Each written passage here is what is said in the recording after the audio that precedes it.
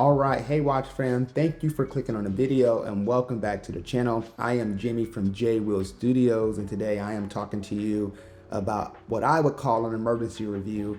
This is the Mido Multifort TV Big Date. I just picked this watch up 2 weeks ago, not something that I was planning to purchase. I actually saw it at my local Macy's and was surprised that they had it for 20% off, and I had some Macy's bucks. So I jumped on the opportunity despite saying that I was not going to buy any more watches. So before we get started, and as always, let's do a quick wrist check. Today I am wearing the Young Hans Max Build Chronoscope, the watch I just recently dropped the review for. This is an incredible timepiece and one that I am super glad to have to the collection. Whenever I don't know what to wear, this is the watch that I grab. Super quick and simple. And you all know how much I love chronographs. I am going to put on my white gloves because one of the things you will hear as a downside to this watch is because of the high polish, the Mido TV Big Date is a scratch monster. It also gets a lot of fingerprints. And I figure for the sake of the video, you do not want to see me handling the watch with a whole bunch of fingerprints on it. So we are going to dive in and talk about the Mido Big Date TV. So at first glance, I think the internet thought that this was a homage to the Patek Nautilus. While there's definitely a lot of similarities between this watch and the Patek Nautilus, I do not actually think this is homage to the Nautilus. I would actually say that this is more closely resembles the Glashütte original 70s chronograph. It's very similar to that shape, or the three-hander 70 chronograph with the Big Date. The Big Date's in a different location, but I think that the aesthetics of the watch, a lot of the side dimensions, and the overall case shape is a little bit closer to that. I would also argue that this looks very similar to a watch that Piguet made. I can't think of the name right now. I'll reference it in the video or in the link in the bottom. I think they have very similar design aesthetics as well. But Mido actually have been using this particular TV style case since the 70s. So while this does look like a shop to look watch at first glance, I do think there is some other advantages to where if you really like this look, you can actually rest assured that there's enough individual aesthetics to make the Mido stand out on its own. And just quick note, you might hear me switch up and say Mido throughout the video.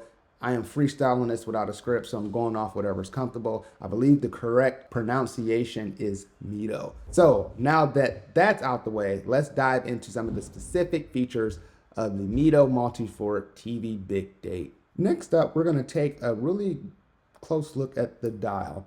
And if you're a fan of my channel, you're gonna hear me talk about the dial a lot. I think that is the most important part of a watch. And the Mido is no exception. So we're gonna zoom in a little bit here. And before I get you with the other view, as you can see, this is a very well executed package. So one of my favorite things about the dial, Mido on the website says that the indices are applied.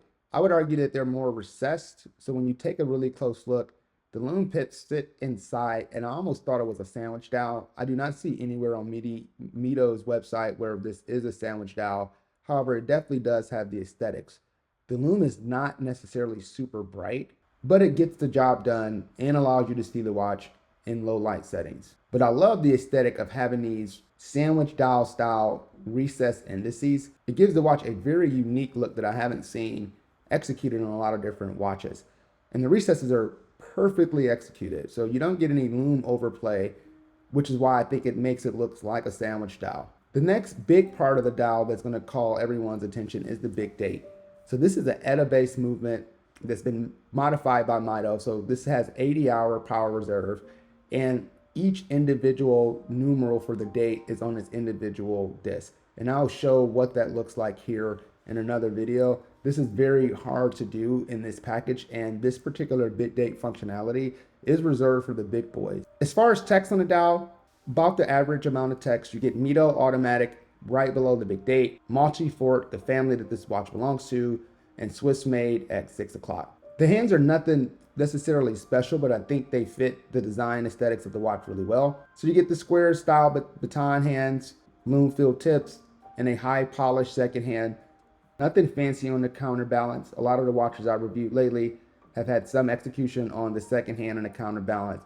This is a classic design look that I think will appeal to a lot of different watch consumers. Whether you're an avid collector or looking for a watch because you like this unique look of a square style, cushion style case. TV case shape is probably the best that I've heard to describe it. This is a watch that I think will do very well in that particular market. And again, coming in at $1,400, I think that's the fourth time I said it.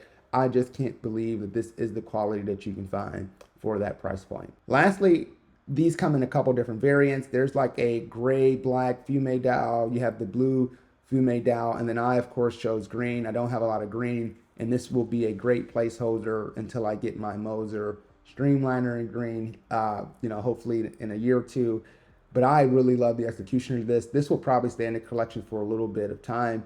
You have these lines that go across that I think simulate what you would see on a blank static TV screen that gives this dial a little bit more uniqueness. And this is very well executed. Because of the way the lines are done, you get several different shades of green. There's a lot of times this watch shows up more as an emerald green, and then there's other times I think that this watch shows up with more of a bluish hunter green.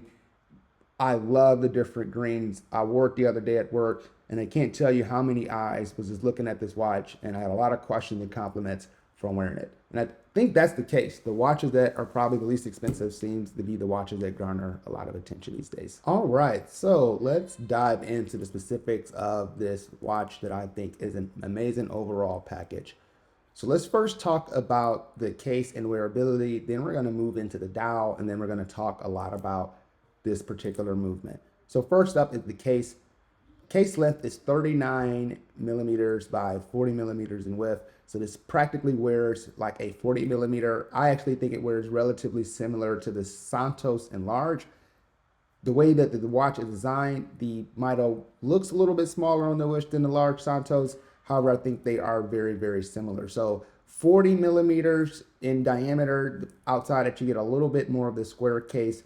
So this watch is 11.5 millimeters thick, which is a really good case size. This is going to probably slide under 90% of our dress cuffs. Think Tudor Black Bay 58. So not a very thin watch per se, but it's definitely not thick. This is going to accompany a lot of dress cuffs. And I really love that size. It's enough size that where you wouldn't call it thin. You're going to get a lot of wrist presence. I think this under 12 millimeters is the new sports watch package. This allows the watch to be worn comfortably without the concern of banging it on every corner, which is really important because this watch does feature a lot of high polished edges. So 11.5 millimeters thick, really great case dimensions and size. Mido chose to go with a flat anti-reflective sapphire crystal. So you get anti-reflective coating on both sides. I don't know how I feel about this. Again, we'll see how the sapphire reflection holds up over time. Usually in my experience, that AR coating after a while does fade off the front of the crystals. This watch is exceptionally fun to photograph, and I think Mido did a great job executing this package. The case is fashioned out of stainless steel, and it features a couple different combinations of finishing. So you get a brush pattern on the side that goes horizontal along the case flank. Then you get this high polish on the bezel. And what draws the Patek comparison the most is this flat part of the bezel where you get this vertical satin brushing that I think does give the watch a lot of different complexities and personalities and allows it to catch the light in a lot of different ways. Some very well executed case construction. So Mido does a really good job with their details and their finishing. So you get this very nice camber along the side. There's a lot of dimensions to this bezel. So you get some really great beveling here, all high polish, and it just allows the watch to stand out. I would put this on par with the execution probably from Jean Richard. I think very high quality finishing, and they're able to bring the price down by going with a more affordable movement. So this watch is very well executed. It fits right alongside the Cartier Santos Large really nice, and that's extremely impressive considering that this watch retails for just $1,200 or $1,300 on a bracelet. You can get it for $1,200 on an amazing rubber strap. So this is an amazing value proposition. Outside of Christopher Ward, I do not see very many watch companies putting out a value proposition this well executed. So next we're going to talk about the movement.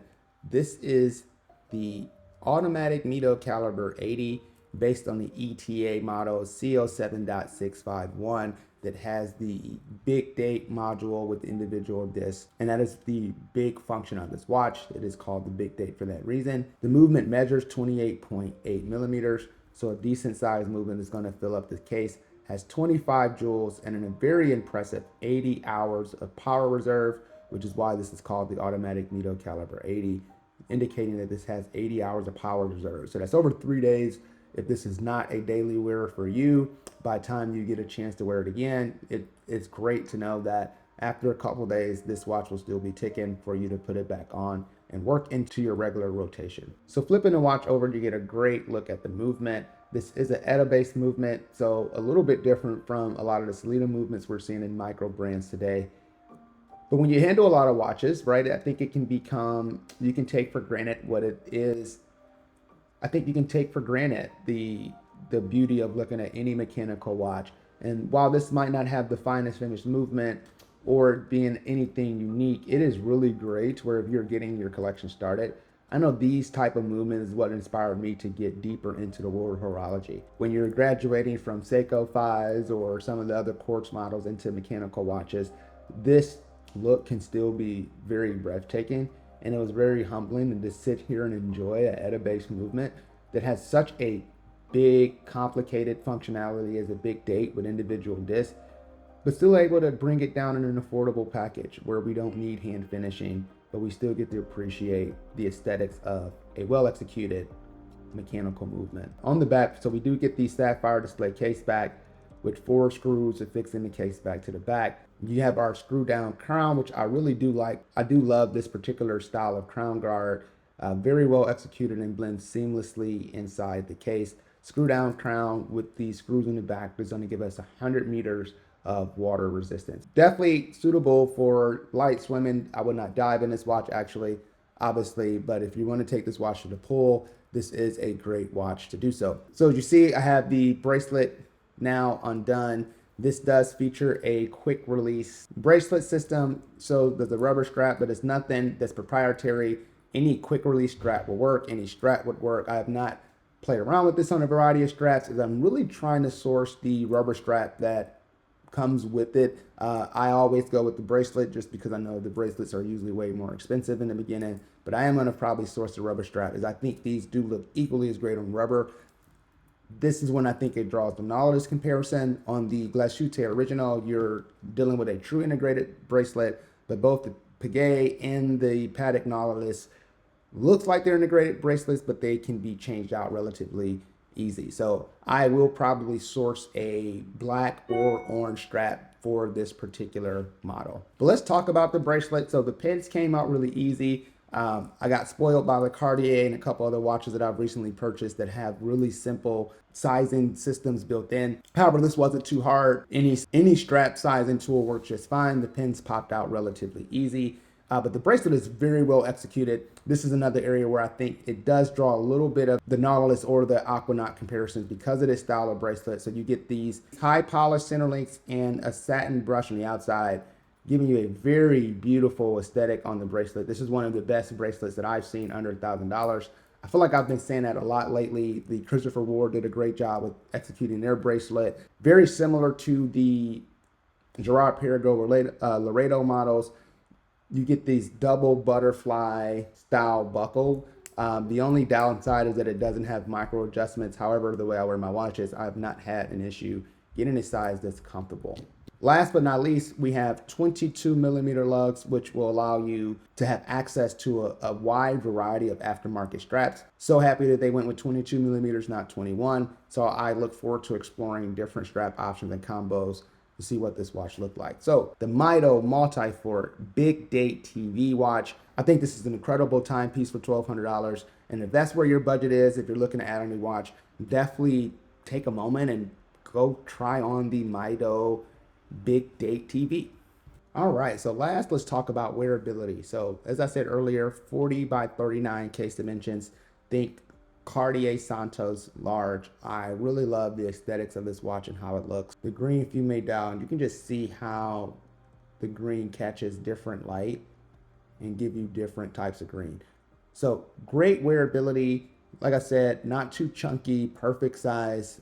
My wrist is 7.25 inches for reference, and this is just a really amazing package. So as always, thank you for taking the time to watch this video. We got a chance to dive deep into the Mido TV Big Date in green. I definitely will enjoy wearing this watch, at least for the time being. As always, if you like the video, please take a moment to drop a comment, like, and subscribe. I am trying to get back on the regular cadence and putting out videos of at least once a month. I recently hit 1,000 subscribers, and now I'm trying to boost my watch hours up so I can continue focus on growing the channel. Maybe one day I'll get to a place where people send me watches to review so I don't have to buy all these things and keep them in my collection. But with that said, thanks again, and I will see you all soon.